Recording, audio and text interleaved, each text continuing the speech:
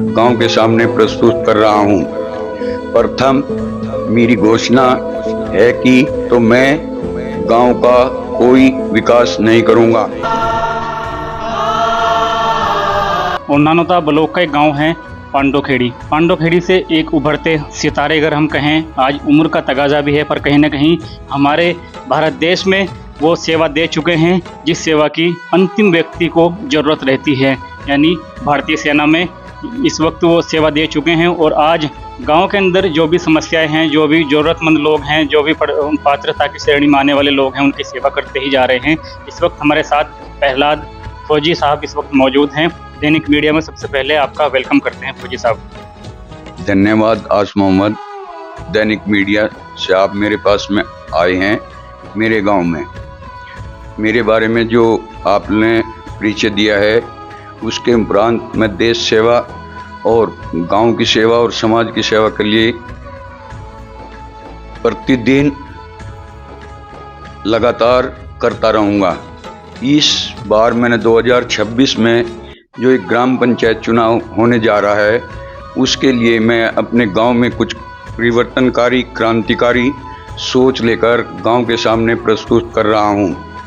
प्रथम मेरी घोषणा है कि मुझे यदि मेरे गांव के निवासी प्रधान पद पर सम्मानित करेंगे तो मैं गांव का कोई विकास नहीं करूंगा, क्योंकि गांव में इस शब्द को इस्तेमाल करते हैं कि मैं गांव का विकास करूंगा, लेकिन मेरा सोच और नीति बनाने का अलग ही तरीका है। गांव के लोगों के द्वारा अपने गांव का विकास अपने द्वारा किया जाएगा। मैं सिर्फ एक माध्यम हूँगा गांव के विकास के लिए। उसके उपरांत गांव में, प्रत्येक गांव में देश के शराब का सेवन और पैसा वितरण की एक प्रचलन ऐसा आया हुआ है कि प्रत्येक चुनाव में प्रत्येक गांव से कम 100 युवाओं को नशाखोर बना दिया जाता है। उसके विरुद्ध मैंने एक अभियान छेड़ा है। अपनी देश की सेवा से करने के बाद जो पेंशन प्राप्त की है, उसका कुछ अंश, यदि अंश मैं धर्म और समाज के लिए करूँगा। निर्णय लिया है, मेरे द्वारा लिया गया है कि मेरे गांव में 15 अगस्त 2025 के बाद में जो भी कन्या जन्म लेगी, मैं उसके द्वार पर जाकर 1100 रुपये उसको शुभ आशीष के तौर पर देकर आऊँगा। नंबर 2, मेरे गांव की 15 अगस्त 2025 के बाद में सर्व समाज की किसी भी बेटी का विवाह संस्कार होगा तो मैं 5100 रुपये की धनराशि उसके कन्यादान स्वरूप धर्म कार्य में लगाऊंगा। नंबर 3, मेरे गांव में यदि कोई पुत्री, हमारे गांव की बेटी सर्व समाज की पिता बहन हो चुकी है और मेरे 15 अगस्त 2025 के बाद, घोषणा के बाद में उसका विवाह संस्कार होता है, तो मैं 11,000 रुपये की धनराशि दान स्वरूप उसको प्रदान करूंगा। यदि मेरे गांव में मुझे ये सम्मान मेरे गांव की महान जनता ने मुझे दिया, तो उसके उपरांत 70 वर्ष से अधिक आयु के पुरुष और महिला जो भी मेरे गांव में होंगे, उनको मैं प्रति वर्ष, यदि वे जोड़े में हैं तो 2100 रुपये प्रति वर्ष दिवाली के शुभ अवसर पर दिया करूंगा। यदि वो सिंगल हैं, 70 वर्ष से आयु के ऊपर के व्यक्ति, तो उनको मैं 1100 रुपये प्रति वर्ष दिया करूँगा। मेरी सोच है कि वो शायद गरीब हो या उनके बच्चे उनको ऐसी सहायता ना दे पा रहे हों कि वे अपने कपड़े, जूते, चप्पल या छोटी मोटी दवाइयों के लिए उस धनराशि का सदुपयोग कर सकते हैं। धन्यवाद आस मोहम्मद जी आपका कि आप मेरे पास आए हैं और मेरी सोच जो भी है राष्ट्र के प्रति, गांव के प्रति या देश के प्रति, उसके लिए मैं आभार व्यक्त करता हूं।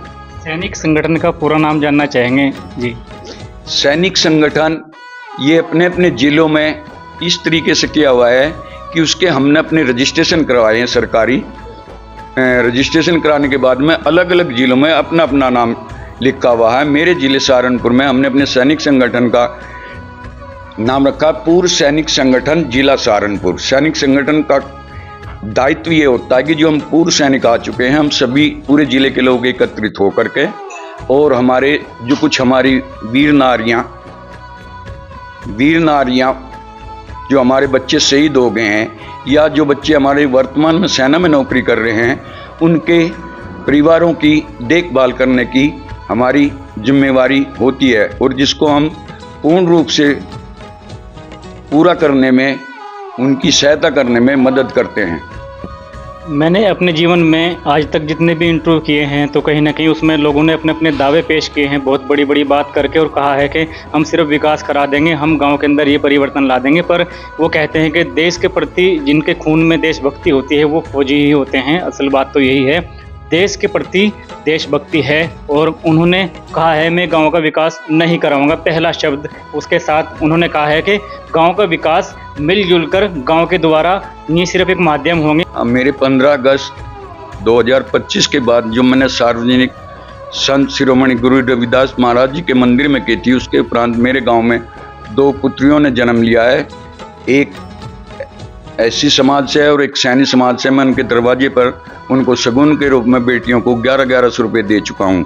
वाल्मीकि समाज की संख्या मेरे गांव में 100 के लगभग की है। उनकी एक सामूहिक बैठक है, और उस बैठक में मैंने गांव में घूमते हुए देखा कि वहाँ 2-3 बुजुर्ग रहते हैं, और उनकी बैठक में हवा के लिए कोई पंखा नहीं था। तो मेरे मन में एक भावना आई कि भाई ये बुजुर्ग लोग जो हैं, हमारे वयोवृद्ध व्यक्ति हैं, गर्मी में कैसे इस मकान के अंदर रहते हैं।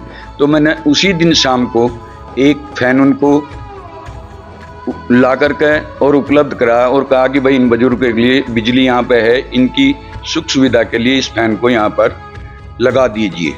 प्रहलाद फौजी साहब का ये कहने का तात्पर्य बिल्कुल नहीं था कि वो काम गिनवा रहे हैं या सहायता करके उसको बता रहे हैं। ये हमारा एक क्वेश्चन था इनसे, और इनका बताने का उद्देश्य भी सिर्फ इसलिए है कि जो प्रधान पद के प्रत्याशी अन्य गांवों में ग्राम पंचायत में अपनी दावेदारी पेश कर लेते हैं, तो उसमें कहीं ना कहीं उन तक एक मैसेज जाएगा। इसको बोलते हैं ऐलानिया मदद।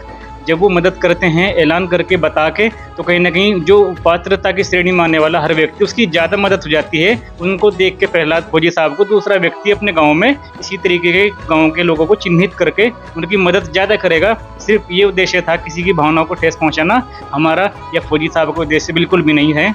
जी, मैं अपनी बात को एक बार और आपके चैनल के माध्यम से आम जनता के पास पहुँचाना चाहता हूँ।